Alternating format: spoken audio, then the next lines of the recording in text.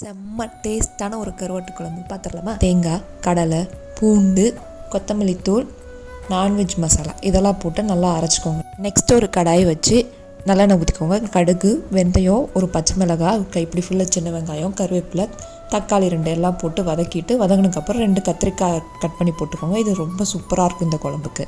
கத்திரிக்காய் வதங்கினதுக்கப்புறம் மிளகாத்தூள், மஞ்சத்தூள் போட்டு வதக்கிட்டு இந்த கத்திரிக்காய் வைக்கிறதுக்கு தண்ணி ஊற்றி மூடி போட்டுருங்க. வெந்ததுக்கப்புறம் நம்ம அரைச்சி வச்சுருக்க இல்லையா பேஸ்ட்டு, அதை ஊற்றிட்டு ஒரு சின்ன எலுமிச்சை சைஸ் புளி ஊற வச்சு கரைச்சி அதை சேர்த்துக்கோங்க. சேர்த்துட்டு நல்லா மிக்ஸ் பண்ணிவிட்டு இந்த குழம்புக்கு தேவையான தண்ணி ஊற்றி நல்லா மிக்ஸ் பண்ணிக்கோங்க. மிக்ஸ் பண்ணிவிட்டு உப்பு தேவையான அளவு உப்பு போட்டுக்கோங்க. நல்லா மிக்ஸ் பண்ணிவிட்டு நல்லா கொதிக்க விடுங்க. குழம்பு நல்லா கொதிச்சதுக்கப்புறம் கருவாடு 25 கிராம் நல்லா அலசி இதில் சேர்த்துக்கோங்க.